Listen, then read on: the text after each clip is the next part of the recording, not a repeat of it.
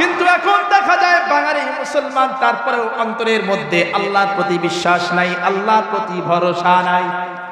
অন্তরে যদি আল্লাহর প্রতি ভরসাই থাকতো, ইমানদারের যদি আল্লাহর প্রতি, বাঙালি মুসলমানদের যদি অন্তরের মধ্যে আল্লাহর প্রতি বিশ্বাসই থাকতো, আল্লাহর প্রতি যদি ভরসাই থাকতো, তাহলে ওই যে বৈশাখের দিনে মঙ্গল আনার জন্য মূর্তি নিয়ে মঙ্গল শোভাযাত্রা করতো না। এখন তো মঙ্গল আনার জন্য মঙ্গল দেওয়ার মালিককে, জোরে বলেন মঙ্গল দেওয়ার মালিককে।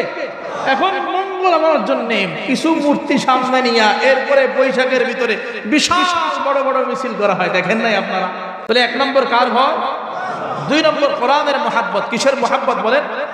কোরআনের মহাব্বত থাকলেই তো কোরআন ভালো লাগে, কোরআনের মহাব্বত থাকলেই তো কোরআন ভালো লাগে। তাই আল্লাহ পাক রব্বুল আলামিন দেখেন আয়াতের মধ্যেই বলে দিচ্ছেন, প্রথম চিহ্ন হলো ইমানদারের, এক নম্বর চিহ্ন হলো অন্তরে আল্লাহর ভয় থাকবে। কার ভয়? দুই নম্বর চিহ্ন কিসের মহাব্বত? জোরে বলেন না কিসের মহাব্বত? দুই নম্বর চিহ্ন হলো কোরআনের মহাব্বত। এবার শুনেন আয়াতের শেষ অংশে আল্লাহ পাক রব্বুল আলামিন ইমানদার বান্দার তৃতীয় নম্বর চিহ্নের কথা বলতেছেন, খুবই গুরুত্বপূর্ণ। আল্লাহ পাক রব্বুল আলামিন আয়াতের শেষের অংশের মধ্যে ইমানদার বান্দার তৃতীয় নম্বর চিহ্নের কথা জানায় দেন। আল্লাহ পাক রব্বুল আলামিন বলেন ইমানদার বান্দার তৃতীয় নম্বর চিহ্ন হলো ওয়া আলা রাব্বিহিম ইয়াতাওয়াক্কালুন। ইমানদার বান্দা সুখে দুঃখে বিপদে মুসিবতে সব সময় একমাত্র আল্লাহর উপরে ভরসা করে। কার উপরে? জোরে বলেন ভরসা হবে কার উপর? এটাই হয় ইমানদার বান্দার তৃতীয় নম্বর চিহ্ন। ইমানদার বান্দা সুখের সময় আল্লাহর উপরে ভরসা করে, ইমানদার বান্দা দুঃখের সময়ও আল্লাহর উপরে ভরসা করে। দেখবেন মাঝে মাঝে বিভিন্ন জায়গায় মুসিবতে পড়লে মানুষ আল্লাহর উপরে ভরসা করে, কিন্তু সুখে থাকলে আল্লাহর উপরে ভরসা করে না। ওই যে যখন মুসিবতের মধ্যে পড়ে যায়, আপনাদের লঞ্চ যখন ওই যে নদীর মধ্যে থাকে, নদীর মধ্যে থাকার সময় যদি কখনো তুফান আইসা যায়, বৃষ্টি আইসা যায়, যদি কখনো ঝড় আইসা যায়, তখন দেখবেন সবাই কারে ডাকি? জোরে বলেন না কারে? সুখের সময় আল্লাহর উপরে ভরসা করতে চায় না। আমাদের অবস্থা এখন এরকম, দুঃখের সময় আল্লাহর উপরে ভরসা, সুখের সময় করতে চাই। কিন্তু মুহাদ্দিসিনে কেরাম বলেন সুখের সময় যেমন আল্লাহ, দুঃখের সময়ও তেমন আল্লাহ। মুমিনের অন্তরে সদা সর্বদা একটা নাম থাকবে, একজনের উপরেই ভরসা থাকবে। তিনি কে? জোরে বলেন তিনি কি? আবার বলেন তিনি কে? কিন্তু এখন দেখা যায় বাঙালি মুসলমান তারপরেও অন্তরের মধ্যে আল্লাহর প্রতি বিশ্বাস নাই, আল্লাহর প্রতি ভরসা নাই। অন্তরে যদি আল্লাহর প্রতি ভরসাই থাকতো, ইমানদারের যদি আল্লাহর প্রতি, বাঙালি মুসলমানদের যদি অন্তরের মধ্যে আল্লাহর প্রতি বিশ্বাসই থাকতো, আল্লাহর প্রতি যদি ভরসাই থাকতো, তাহলে ওই যে বৈশাখের দিনে মঙ্গল আনার জন্য মূর্তি নিয়ে মঙ্গল শোভাযাত্রা করতো না। এখন তো মঙ্গল আনার জন্য মঙ্গল দেওয়ার মালিককে, জোরে বলেন মঙ্গল দেওয়ার মালিককে। এখন মঙ্গল আনার জন্য কিছু মূর্তি সামনে নিয়ে এরপরে বৈশাখের ভিতরে বিশাল বড় বড় মিছিল করা হয়, দেখেন নাই আপনারা? বৈশাখের প্রতীকী হলো মঙ্গল শোভাযাত্রা। মঙ্গল শোভাযাত্রা করা হয় কারে নিয়া? কিছু দেব দেবী নিয়া, মূর্তির অবয়ব নিয়া। কেন? তাদের বিশ্বাস যারা মঙ্গল শোভাযাত্রা করে, কেউ বুঝা করে কেউ না বুঝা করে, আসলে মূলত বিশ্বাসের স্থান হলো ওই যে যেই মূর্তিগুলো সামনে নিছি, এরা বোধহয় আমাদের জন্য আগামী 1 বছর মঙ্গল আনবে। জোরে বলেন নাউজুবিল্লাহ, জোরে বলেন না নাউজুবিল্লাহ। তাহলে কি ভরসা আল্লাহর উপরে থাকলো না গায়রুল্লাহর প্রতি চলে গেল? এই যে মঙ্গল শোভাযাত্রা যেটা দেখবেন, কোনোদিন কোরআন নিয়ে মঙ্গল শোভাযাত্রা করা হয় না, করা হয় কোনোদিন হাদিস নিয়ে করা হয়, কোনোদিন আল্লাহর নাম সুন্দর করে ব্যানারে লেখা মঙ্গল শোভাযাত্রা করা হয় না। না, সেখানে দেখবেন শুধু মূর্তি আর মূর্তি। কখনো দেখবেন পেঁচার মূর্তি, কখনো দেখবেন এইটার মূর্তি, কখনো দেখবেন হাতির মূর্তি, কখনো দেখবেন ব্যাঙের মূর্তি। এই মূর্তি নিয়ে মিছিল করা হয়। কখনো দেখবেন সূর্যের মূর্তি, এগুলো নিয়ে মিছিল করা হয়। আর সেখানে বিশ্বাস, তাদের বিশ্বাস হলো এইটা যে এই সূর্যের মূর্তি নিয়ে যে আমরা মিছিল করতেছি, সূর্য সাজাইয়া যে আমরা মিছিল করতেছি, হাতির মূর্তি নিয়ে যে আমরা মিছিল করতেছি, পেঁচার মূর্তি নিয়ে যে আমরা মিছিল করতেছি, এরাই বোধহয় আমাদের ভাগ্যকে পরিবর্তন করে দেবে। জোরে বলেন নাউজুবিল্লাহ। অথচ ভাগ্যের মালিক কে? জোরে বলেন না কে? ভাগ্যের মালিক একমাত্র কে? বিশ্বাস স্থাপন করতে হবে কার প্রতি? ভরসা করতে হবে কার প্রতি? আগামী 1 বছর যদি আমাদের কপালে মঙ্গল থাকে, সেটা দিবেন কে? আগামী 1 বছর যদি আমাদের কপালে অবনতি থাকে, সেটাও দিবেন কে? ভালো থাকলেও কে দিবেন? ভাগ্য যদি ভালো হয় দিবেন কে? আবার ভাগ্য যদি খারাপ হয় খারাপ করবেন কে? আরে ওই যে ইমানে মুফাসসাল, আমানতু বিল্লাহি ওয়া মালাইকাতিহি ওয়া কুতুবিহি ওয়া রুসুলিহি ওয়াল ইয়াউমিল আখির ওয়াল কদরি খাইরিহি ওয়া শাররিহি মিনাল্লাহি তাআলা। কে কার পক্ষ থেকে? যদি ভাগ্যের ভালাই হয় সেটা কার পক্ষ থেকে? বিশ্বাস স্থাপন করলেন ঠিকই, কিন্তু আবার মঙ্গলের মূর্তি নিয়ে মিছিল করতেছেন, মঙ্গল শোভাযাত্রা করতেছেন। মঙ্গল শোভাযাত্রার সাথে ইসলামের বিন্দুমাত্র সম্পর্ক কোন কালেই ছিল না, আগামী ভবিষ্যতে কোন কালেই মঙ্গল শোভাযাত্রার সাথে ইসলামের বিন্দুমাত্র সম্পর্ক থাকতে পারে না। কথা বুঝাইতে পারলাম? সুতরাং আপনাদের ছেলে সন্তান যারা এই মঙ্গল শোভাযাত্রার সাথে আছেন, বুঝা আছেন না বুঝা আছেন, স্পষ্ট শিরক, এতে কোনো সন্দেহ নাই, স্পষ্ট হারাম, এতে কোনো সন্দেহ নাই। কথা বুঝাইতে পারলাম? আল্লাহ পাক রব্বুল আলামিন তো আয়াতের শেষ অংশে বলে দিয়েছেন, সূরা আনফালের 2 নং আয়াতের শেষ অংশের মধ্যে বলে দিয়েছেন, ঈমানদারের ভরসা হবে কার উপর? জোরে বলেন, কার উপর? দুনিয়ার যত শক্তিশালী মানুষ হোক না কেন, ঈমানদার কখনো তাদেরকে ভরসা করবে? ভরসা হবে কার উপর? আল্লাহ পাক রব্বুল আলামিন বলেন, ওয়া আলা রাব্বিহিম ইয়াতাওয়াক্কালুন। ঈমানদার বান্দা সুখে দুঃখে বিপদে মুসিবতে একমাত্র আল্লাহর উপরে ভরসা করবে। কার উপর? জোরে বলেন। দুনিয়ার গায়রুল্লাহ যত কিছুই দেখ না কেন, যত শক্তি তাদের থাকুক না কেন, যত ক্ষমতাই তাদের থাকুক না কেন, ঈমানদারের ভরসা হবে একমাত্র আল্লাহর উপরে। কার উপর? একটা ছোট্ট উদাহরণ দেই। ইব্রাহিম আলাইহিস সালাম, ইব্রাহিম আলাইহিস সালাম নাম শুনছেন?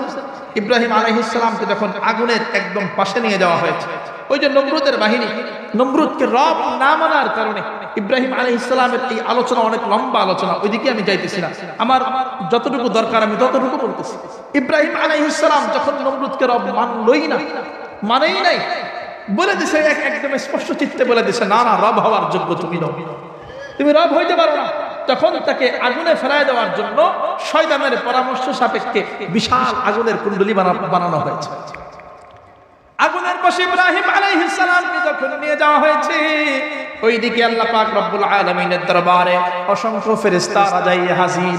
ওগো আল্লাহ, ওই যে তোমার খলিলকে আগুনের মধ্যে ফেলায় দিল, আল্লাহ তাড়াতাড়ি কোনো ব্যবস্থা গ্রহণ করো, আর না হয় তোমার খলিলকে আগুনের মধ্যে ফেলায় দেওয়া হবে। আল্লাহ পাক রব্বুল আলামিন জিবরাইল আমিনকে ডাক দিয়ে বলে, ওগো জিবরাইল, ফেরেশতার বাহিনী নিয়ে জমিনে চলে যাও, ওই যে আমার ইব্রাহিম আগুনের পাশে বসা আছে, একটু পরে আগুনের মধ্যে ফেলায় দেওয়া হবে। নমরুদ সবাইকে ঘোষণা দিয়ে জানায় দিতেছে কেন আগুনে ফেলানো হইতেছে, এই কারণ বর্ণনা করতেছে। নমরুদ কয়, আমারে রব না মানলে ইব্রাহিমের মতো এইভাবে আগুনে ফেলায় দেওয়া হবে। নমরুদ সবাইকে ভয় দেখাইতেছে। এইদিকে আল্লাহ পাক রব্বুল আলামিন ফেরেশতার বাহিনী পাঠায় দিয়েছে। জিবরাইল আমিন জমিনে আইসা ইব্রাহিম পয়গম্বরের দরবারে আইসা হাজির হয়ে গেছে। ইব্রাহিম পয়গম্বরের কানের পাশে দাঁড়াইয়া অসংখ্য ফেরেশতার বাহিনী নিয়া জিবরাইল আমিন ডাক দিয়া বলে, ওগো আল্লাহর খলিল, আল্লাহ পাক রব্বুল আলামিনের পক্ষ থেকে আমরা ফেরেশতারা আপনাকে সাহায্য করার জন্য আসলাম। অনেক শক্তিশালী ফেরেশতার বাহিনী নিয়ে এসেছি। আমার এই গ্রুপের মধ্যে অনেক শক্তিশালী ফেরেশতা আছে। কিতাবের মধ্যে উল্লেখ করা হয়, ওই সময় ইব্রাহিম আলাইহিস সালামের সামনে এক ফেরেশতা দাঁড়াইয়া হাজির, ডাক দিয়া বলে, ওগো আল্লাহর খলিল, আমি হলাম সমুদ্রের দায়িত্বে থাকা ফেরেশতা, আপনি শুধু একবার অর্ডার করেন, অর্ডার করতে দেরি হবে, অ্যাকশনে যাইতে দেরি হবে না, আপনি শুধু একবার অর্ডার করেন, গোটা সমুদ্রের পানিগুলো আইনা নমরুদের আগুনের কুণ্ডলীর উপরে ফালায় দেই, দেখবো কেমন করে নমরুদ আগুন জ্বালায় রাখতে পারে। আরেক ফেরেশতা এসে ডাক দিয়ে বলে, আমি হলাম বৃষ্টির দায়িত্বে থাকা ফেরেশতা, আপনি শুধু একবার অর্ডার করেন, জমিনের মধ্যে এমন বৃষ্টি দেওয়া শুরু করব, আগুনের কুণ্ডলী বরাবর বৃষ্টি দেওয়া শুরু করব, কেমন কইরা আগুন জ্বলবে আমি দেখে নেব। আরেক ফেরেশতা এসে ডাক দিয়ে বলে, ওগো আল্লাহর খলিল, ওগো আল্লাহর খলিল, আমি হলাম বাতাসের ফেরেশতা, ঝড় বাতাসের ফেরেশতা, আমি হলাম তুফানের ফেরেশতা, আমার দায়িত্ব হলো তুফান দেওয়া, জমিনের বিভিন্ন স্থানে ঝড় দেওয়া, আপনি শুধু একবার অর্ডার করেন, এমন ভাবে বাতাস দেওয়া শুরু করব, এমন ভাবে তুফান উঠায় দেব, নমরুদের আগুনের কুণ্ডলী উড়াইয়া নিয়ে পৃথিবীর আরেক প্রান্তে ফালাইয়া দেব। অর্ডার করেন শুধু আপনি। ইব্রাহিম পয়গম্বর তখন ডাক দিয়ে বলে, ওগো ফেরেশতারা, এত এত শক্তিশালী ফেরেশতারা তোমরা একত্রিত হয়েছো। জিবরাইলকে ডাক দিয়ে, ও জিবরাইল, এত এত শক্তিশালী ফেরেশতা নিয়ে যেই সময় তোমরা আমার কাছে আসছো, সেই সময় আমার আল্লাহ কোথায়? ঘুমায় গেছে নাকি? লা তাখুযুহু সিনাতু ওয়ালা নাওম, না না, এমন এক রবের উপরে ঈমান এনেছেন আপনার রব কোনোদিনও ঘুমায় না, বরঞ্চ সদা সর্বদা কুদরতি চোখ দিয়া বান্দার দিকে তাকায় থাকে। না জানি কোন বান্দা কোন সময় আইসা রবরে ডাক দেয়। রব বলে, বান্দারে আমি যদি ঘুমায়া যাই আর ওই সময় কোন গুনাহগার যদি আমার দরবারে আইসা ডাক দেয়, ঘুমের কারণে আমি তো সেই ডাক শুনতে পাবো না। এই কারণে আমি রবের কোনো ঘুম নেই, আমার কোনো ঘুমের চিন্তা আসে না, বরঞ্চ উল্টা আমি তোদেরকে আইসা ডাকি, তোরা আমারে কি ডাকবি বান্দা? আমি রব তাহাজ্জুদের সময়ে তোর নিকটতম আসমানে আইসা উল্টা তোদেরকে ডাক দেই, মাইয়াদউনি ফাআস্তাজিব লাহু। কোন বান্দা আসো আমি মালিককে ডাকতে চাও? দিনের বেলা মনে মনে ইরাদা করেছো, চিন্তা করেছো আল্লাহকে ডাকা লাগবে, দিনের বেলায় সংসারের ঝামেলার কারণে সময় পাও নাই। ও বান্দারে, এখন তো তাহাজ্জুদের সময় হয়ে গেছে, ও বান্দা এখন রাত হয়ে গেছে, আসো আসো আমার দরবারে আসো, আমার দরবারে আইসা বান্দা তুমি আমারে একবার ডাক দাও। আল্লাহ কয়, বান্দারে তোর ডাক দিতে দেরি হবে, আমি মালিকের জবাব দিতে দেরি হবে না। আবার মালিক ডাক দেন, মাইয়াসআলুনি, ওই তাহাজ্জুদের সময় বান্দার নিকটতম আসমানে আয়েশা ডাক দেন, মাইয়াসআলুনি, কোন বান্দা আছো আমি মালিকের কাছে কিছু চাইবা? কোন বান্দা আছো ব্যবসায় ধরা খায় গেছো, আমার কাছে তোমার কিছু চাওয়ার আছে? কোন বান্দা আছো ব্যবসা বাণিজ্যের লস খায় গেছো, চাকরিতে পদোন্নতি হয় না, সংসারিক ঝামেলার মধ্যে আছো, সংসারিক ঝামেলার মধ্যে পড়ে গেছো, শারীরিক অসুস্থতার মধ্যে পড়ে গেছো, ও বান্দা আমার কাছে আসো, আমার কাছে আসো, আমার কাছে আইসা বান্দা তোমার মনের কি চাহাত আছে, কি চাওয়া আছে, ও বান্দারে তুমি আমার কাছে আইসা চাও। ও বান্দা আমি তোমারে কথা দিলাম, তোমার চাইতে দেরি হবে, আমি মালিকের দিতে দেরি হবে না। আবার আল্লাহ পাক ওই শেষের আসমানে আইসা তাহাজ্জুদের সময় বান্দাকে ডাক দেন, মাইয়াস্তাগফিরুনি, কোন বান্দা আছো গুনাহের সাগরের মধ্যে হাবুডুবু খাও, ও বান্দারে আমার দরবারে আসো, লা তাকনাতু মির রাহমাতিল্লাহ, আমি তো রহমতের দরজা খুইলা দিয়া বইসা আছি বান্দা, রহমতের দরজা তোমার জন্য খোলা, লা তাকনাতু মির রাহমাতিল্লাহ, আমি আল্লাহর রহমত থেকে বান্দা তুমি নিরাশ হয়ে যাও না, আমার দরবারে আসো, আমার দরবারে আসো, আমার দরবারে আইসা বান্দা তুমি তোমার গুনাহের জন্য ক্ষমা চাও, তোমার ক্ষমা চাইতে দেরি হবে, আমি মালিকের ক্ষমা করতে দেরি হবে না। জোরে বলেন না সুবহানাল্লাহ, আরো জোরে বলেন সুবহানাল্লাহ। ইব্রাহিম পয়গম্বর সাথে সাথে ডাক দিয়ে বলে, ওগো জিবরাইল, আমার আল্লাহ আমার দিকে তাকিয়ে আছেন কিনা? জিবরাইল বলে, হ্যাঁ হ্যাঁ, আপনার আল্লাহ আপনার দিকে কুদরতি নজর দিয়া তাকায় আছেন, কুদরতি চোখ দিয়া তাকায় আছেন।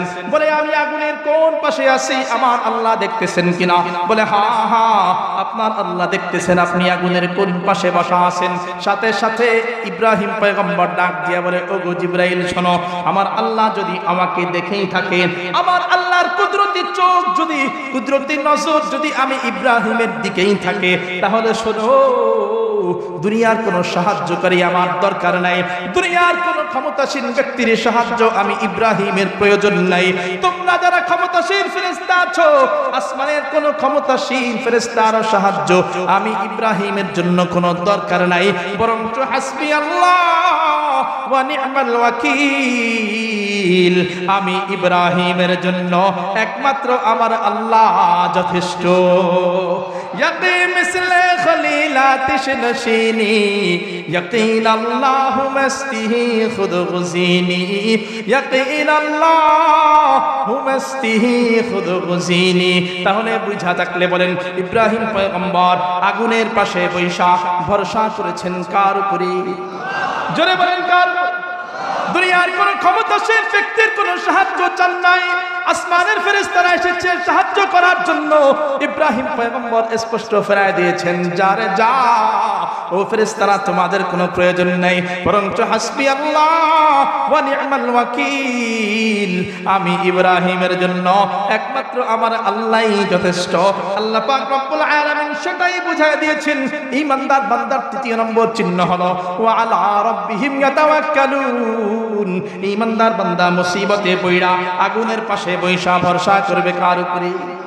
ঈমানদার বান্দা আগুনের মতো মুসিবতে পড়লেও যত বড় মুসিবতে পড়ুক না কেন ভরসা থাকবে কার উপর? ইব্রাহিম পয়গম্বরের ভরসা ছিল কার উপর? কোন মানুষের উপর না, কোন ফেরেশতার উপর না, কার উপরে ভরসা ছিল? তাহলে বলেন ঈমানদার বান্দার চিহ্ন কয়টা? জোরে বলেন না কয়টা? 1 নম্বর অন্তরে কার ভয়? জোরে বলেন কার ভয়? 2 নম্বর কিসের মোহাব্বত? মনে আছে তো? 1 নম্বর অন্তরের মধ্যে আল্লাহর ভয়, এটা হলো ঈমানদার বান্দার প্রথম চিহ্ন। 2 নম্বর চিহ্ন হলো কোরআনের মোহাব্বত অন্তরের মধ্যে থাকা। কিসের মোহাব্বত? জোরে বলেন। আর 3 নম্বর কার ভরসা অন্তরে থাকা? জোরে বলেন কার ভরসা? তাহলে 1 নম্বর আল্লাহর ভয়, 3 নম্বর আল্লাহর ভরসা। দুইটা একরকমই, আল্লাহর ভয়, আল্লাহর ভরসা। 2 নম্বর, মাঝখানে 2 নম্বর, এটা কি? জোরে বলেন কি? 1 নম্বর কি? আল্লাহর ভয়। 2 নম্বর কি? কোরআনের মুহাব্বত। 3 নম্বর কি? আল্লাহর উপরে ভরসা। এখন এই 3টা মুখস্থ রাখা মাঝে মাঝে নিজের সঙ্গে মিলাবেন, কারণ নিজে তো জানি আমি কতটুকু গুনাহ করি, আমি কতটুকু আমল করি, আমার বিশ্বাস কতটুকু আছে। দুনিয়ার কেউ না জানলে আমি তো জানি। নিজে নিজে চোখ বন্ধ করে চিন্তা করবেন, আল্লাহর ভয় আছে কিনা, থাকলে কতটুকু আছে? কোরআনের মুহাব্বত আছে কিনা, থাকলে কতটুকু আছে? আল্লাহর উপরে ভরসা আছে কিনা, নাকি আবার মঙ্গল শোভাযাত্রায় চলে যায়? আল্লাহর উপরে ভরসা আছে কিনা নিজে নিজে চিন্তা করবেন, নিজে নিজে ফিকির করবেন। এরপরে যদি দেখেন না কমতি আছে, ঈমানের কমজোরি আছে, তাহলে যেখানে যে চিকিৎসা নেওয়া প্রয়োজন সেখানে চলে যান। আল্লাহ পাক রব্বুল আলামিন আমাদেরকে প্রকৃত ঈমানদার বানায় নেন। জোরে বলেন আমিন। এই 3 চিহ্ন বিশিষ্ট ঈমানদার হওয়ার তৌফিক দান করেন। সবাই বলেন আমিন। ওয়া আখিরু দাওয়ানা আলহামদুলিল্লাহি রাব্বিল আলামিন। আসসালামু আলাইকুম ওয়া রাহমাতুল্লাহি ওয়া বারাকাতুহু।